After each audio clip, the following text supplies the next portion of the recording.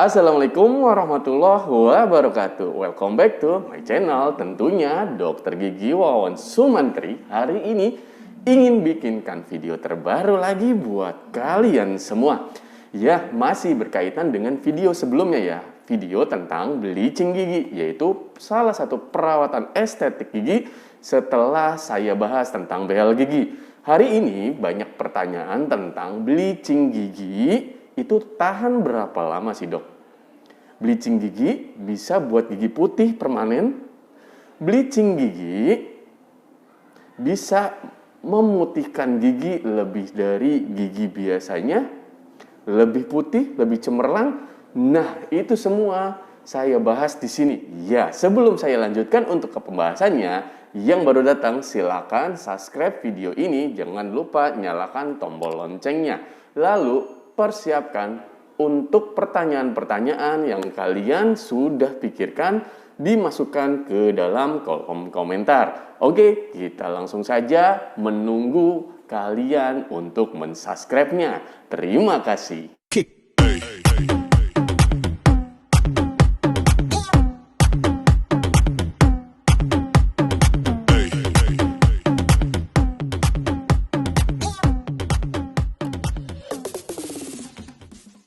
Nah, ini dia, kita langsung saja ke pembahasannya, yaitu bleaching gigi tahan berapa lama. Bleaching gigi, efeknya memutihkan gigi akan bisa jadi gigi putih permanen. Nah, tentunya itu adalah mitos. Kenapa? Karena bleaching gigi itu pada dasarnya memutihkan gigi hanya 1-2 tingkat. 1-2 tingkat keputihan warna gigi. Seperti yang kita ketahui, warna gigi itu berdasarkan side guide. Side guide itu warna keputihan gigi, tingkat keputihan gigi. Dari mulai A1, A2, A3, sampai B1. Nah, seperti ini. Nah, warna-warna inilah adalah warna-warna asli yang untuk digunakan pada saat mencocokkan warna bleaching gigi sebelum dilakukan. Warna yang biasanya seperti gigi depan itu adalah warna A2. Untuk gigi belakang adalah warna A3. Nah, ini A2, ini A3. Yang mempunyai warna A1 sebenarnya ada beberapa orang yang sudah putih giginya. Tapi di situ dengan catatan setelah saya pahamin, orang-orang tersebut adalah orang-orang yang tidak sering atau bahkan tidak suka meminum kopi, teh, dan minuman pewarna lainnya. Makanan juga bisa bikin warna gigi kita berubah menjadi kuning. Kenapa? Karena ada makanan-makanan tersendiri yang mengandung bahan yang kuat sekali pewarnaannya. Nah, pewarnaan itu yang lama-kelamaan menempel di gigi terlalu sering akan berubah warna. Oke, kita tahu itu dulu karena itu adalah sebagai tolak ukur awal pada saat pengaplikasikannya bahan kalsium hidroksid yang terkandung dalam bahan bleaching gigi. Biasanya warna gigi kita itu adalah A2 untuk gigi depan. Nah, paling tidak pada saat setelah dilakukannya bleaching gigi atau pemutihan gigi, warna itu akan naik 1 tingkat antara A1 atau B. B itu warna bleaching gigi. Nah, B itu ini. Ini ya, A1 itu ini. Nah, paling tidak untuk seperti itu. Kalau misalkan ingin pewarnaan yang lebih putih cemerlang, perawatannya adalah yang saya sarankan bukan bleaching gigi, yaitu perawatannya adalah veneer gigi.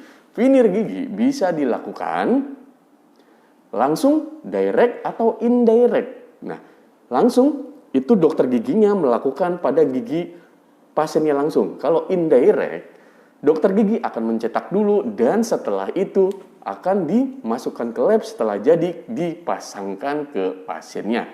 Seperti itu ya, sudah dipahamin. Dan tingkat pewarnaan putih setelah bleaching gigi itu adalah naik 1 tingkat dari gigi sebelumnya. Misalkan gigi sebelumnya seperti yang saya bilang warnanya A2, paling tidak A1 dan B1. Nah, setelah itu pewarnaan akan relap. Kalau tidak dihilangkan kebiasaan-kebiasaan buruk kita seperti teh, kopi, soda, susu, coklat. Warna makanan yang bisa merubah warna biasanya warna dengan kandungan zat warna kuning. Nah, memiliki bahan warna kuning itu seperti soto, terus opor, dan sebagainya. Nah, apakah setelah bleaching gigi harus stop meminum kopi dan teh? Jawabannya tentu tidak. Jadi yang dimaksudkan di sini adalah kalian hanya mengurangin, ataupun kalau misalkan kalian edik untuk meminum kopi dan teh pada saat setiap harinya sering-sering untuk berkumur air putih dan membersihkan dengan cara sikat gigi yang lembut. Sikat gigi yang lembut tidak berpengaruh terhadap odol atau apapun yang digunakan, pasta gigi merek apapun. Yang penting kalian itu setelah meminum kopi atau teh itu paling tidak berkumur dengan air putih yang banyak. Untuk masalah odol terserah itu merek apapun. Yang penting sering dibersihkan. Ingat, 30 menit setelah meminum kopi atau makan itu harus sering dibersihkan giginya.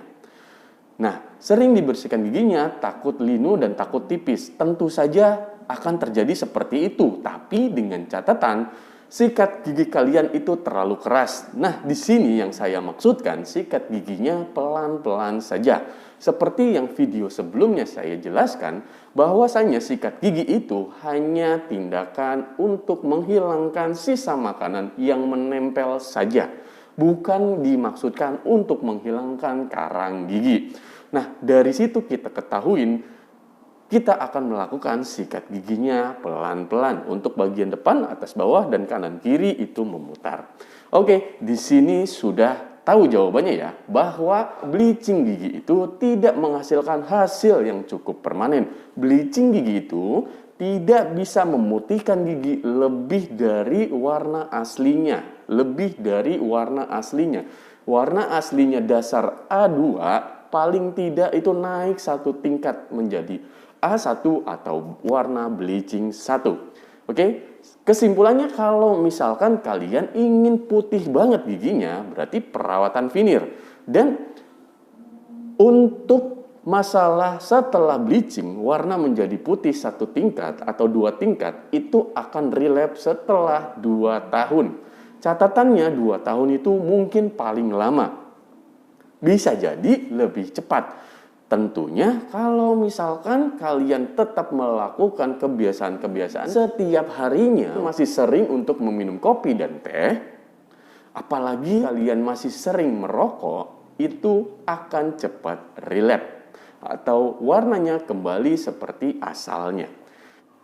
Nah, itu jawabannya. Namun, masih ada pertanyaan-pertanyaan lain selain bleaching gigi, warna putihnya bisa permanen atau tidak, dan warna putihnya itu bisa tahan lama atau tidak, yaitu pertanyaan-pertanyaan yang sering pasien-pasien tanyakan yang selama ini, yaitu bleaching gigi bisa dapat linu. Nah, sekarang pada saat pelaksanaan atau treatment bleaching gigi itu tergantung dari tingkat rasa sakit. Ada tingkat rasa sakit. Tingkatan rasa sakit setiap orang itu berbeda-beda. Contohnya gini, nilai ambang rasa sakit saya dan nilai ambang rasa sakit kalian pada saat pengaplikasian bleaching, saya diaplikasi dengan waktu yang sama, dengan bahan yang sama, dengan intensitas yang sama. Bisa jadi saya lebih linu daripada kalian. Karena apa? Tingkat nilai ambang rasa sakit berbeda-beda. Kalau tingkat nilai ambang rasa sakitnya tinggi, pasti itu akan lebih merasakan linu dan sakit.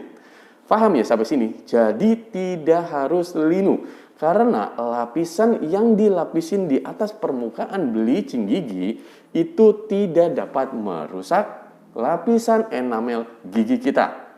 Kecuali bahan yang digunakan itu tidak terpantau oleh dokter gigi. Karena banyak sekali bahan bleaching gigi yang terjual bebas dengan kalsium hidroksida. Persenannya itu lebih tinggi dan lebih tidak terpantau oleh dokter gigi. Tentunya itu akan lebih mengakibatkan gigi keropos dan hati-hati untuk itu. Adapun untuk pengaplikasiannya bleaching at home atau bleaching gigi itu akan dipantau oleh dokter gigi. Namun hasilnya tidak semaksimal dengan perawatan bleaching gigi di klinik atau di tempat dokter gigi. Sekarang sudah paham ya? Oke, kita ke permasalahan berikutnya. Masalah berikutnya yang sering pasien tanyakan adalah bleaching gigi membuat gigi yang sangat sensitif. Seperti yang tadi saya bilang, bahwasannya pada saat bleaching gigi itu adalah mengaplikasikan bahan pemutih atau bahan kalsium hidroksid ke lapisan gigi bagian terluar.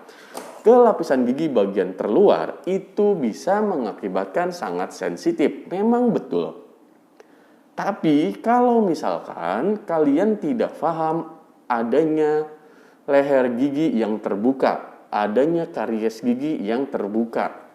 Nah, kalau misalkan di dokter gigi, tentunya lapisan-lapisan itu, misalkan ada karies, berarti ditambalin dulu. Misalkan ada leher gigi yang terbuka karena gerakan sikat gigi yang terlalu keras, abrasi, itu akan dilapisin ulang dulu. Akan ditambal dulu. Sehingga pada saat pengaplikasian bleaching, itu tidak ada rasa sensitivitas yang berkelanjutan. Memang pada saat pengaplikasian bleaching, 1 hari akan merasakan linu. Nah, disitulah dokter gigi akan memberikan obat analgetik yang tepat untuk pasien yang baru melakukan treatment bleaching gigi. Jadi kalian jangan takut untuk melakukan bleaching gigi. Namun, jika itu diperlukan, saran saya bleaching gigi itu harus dipikirkan matang-matang karena hanya menaikkan 1 tingkat di atas gigi aslinya. Kalau kalian yang kehendak untuk meningkatkan lebih putih lagi seperti artis-artis ya, seperti yang sering kita lihat, kok itu putih banget ya, itu treatmentnya dengan veneer gigi. Nah, itu bisa lebih safe untuk rasa linu, untuk rasa ketakutan kalau misalkan pada saat pengaplikasiannya sakit, linu, dan sebagainya. Seperti itu ya. Nah, di sini ada lagi beberapa pertanyaan yang harus saya jawab. Karena di masyarakat luas, khususnya pasien-pasien yang datang itu belum mengetahui bahwasannya aplikasi bleaching gigi dengan bahan pemutih gigi itu banyak resiko-resikonya. Nah, sekarang faktanya adalah pemutih gigi banyak dijual bebas di e-commerce atau di toko online. Nah, di e-commerce dan toko online itu memang sama dengan apa yang tersedia di dokter gigi. Namun, dokter gigi banyak memilih bahan bleaching gigi dengan cara berhati-hati sesuai dengan prosedur dan apa yang diharuskannya. Bahan bleaching gigi nilai berapa persennya. Jadi kalau misalkan kalian beli di e-commerce dan nggak tahu itu berapa patokannya untuk tingkat persenannya bahan bleaching gigi itu yang digunakan, yang tepat digunakan akan merasakan linu dan biasanya akan menjadikan gusi kita jadi terluka. Karena banyak sekali pemasangan-pemasangan yang dilakukan di rumah tanpa terkontrol atau diketahui oleh dokter gigi, terjadi kebocoran tepi. Kebocoran tepi itu bisa mengakibatkan gusi tersebut jadi terluka. Nah, disitulah pentingnya untuk konsultasi ke dokter gigi. Bukan hanya serta-merta tujuannya untuk memutihkan gigi, namun tujuannya untuk sehat gigi dan gusi. Itu ya, bisa dipahamin. Untuk kedepannya kita lebih berhati-hati dan lebih bijak untuk memilih perawatan-perawatan estetik gigi. Daripada kita bisa memilih harga yang lebih terjangkau, namun efek setelah itu justru akan mengeluarkan biaya yang cukup mahal. Dan efek-efeknya akan bertahan lebih lama kalau misalkan kita melakukan perawatan sendiri di rumah dan tidak terpantau oleh dokter gigi. Ya, semoga ini bisa dipahamin kalian semua. Terakhir, faktanya adalah banyak orang dan ya sebagian besar pasien-pasien pun nanya, "Dok, kalau misalkan sudah bleaching gigi nih, oke, setelah itu saya akan suka sekali, edik sekali dengan kopi dan teh. Berarti setelah itu saya harus stop dong dok, apalagi rokok. Rokok itu saya nggak bisa ketinggalan sehari pun." Nah, di situ yang saya jelaskan di awal tadi. Kalau misalkan sudah mantap untuk bleaching gigi, kita kuatkan bahwasannya hal-hal yang dilakukan setiap harinya agar bisa dikurangin ataupun dihilangkan untuk mendapatkan hasil yang maksimal. Kalau misalkan mau, ya mungkin sesekali boleh, tapi setelah itu harus langsung dibersihkan. Dibersihkan bisa dengan cara berkumur air putih yang banyak, tapi ingat ya, bukan dengan mouthwash. Bukan dengan mouthwash, karena kalau misalkan dengan mouthwash, itu kan ada bahan kandungan tersendiri di dalam mouthwash tersebut. Apabila kita mengkonsumsi kopi dan teh, langsung dikumurkan mouthwash, itu tidak netral ya, tidak netral kondisi mulut kita. Nanti jadinya mulut kita kering dan untuk ke gigi pun jadi kurang baik. Apalagi kalau misalkan kita habis meminum atau memakan makanan yang asam, ditambah mouthwash, nanti jadinya keropos atau gampang terkikis. Oke, itu saja yang saya bahas hari ini. Nanti saya buatkan video selanjutnya mungkin tentang bleaching gigi, dan kalau misalkan ada pertanyaan ide-ide terbaik tentang bleaching gigi yang saya bahas, silakan isi di kolom komentar. Nanti kalau misalkan ada pertanyaan terbaik dan menurut saya ini harus diangkat di konten YouTube saya, mungkin saya langsung buatkan untuk videonya. Kalau untuk konsul tanya jawab, bisa kalian kunjungin Instagram saya @doktergigiwawan, dan bisa tolong dibantu untuk TikTok Dokter Gigi Wawan supaya saya bisa live di sana, bukan hanya di YouTube. TikTok Dokter Gigi Wawan @doktergigiwawan Sumantri, silakan di follow.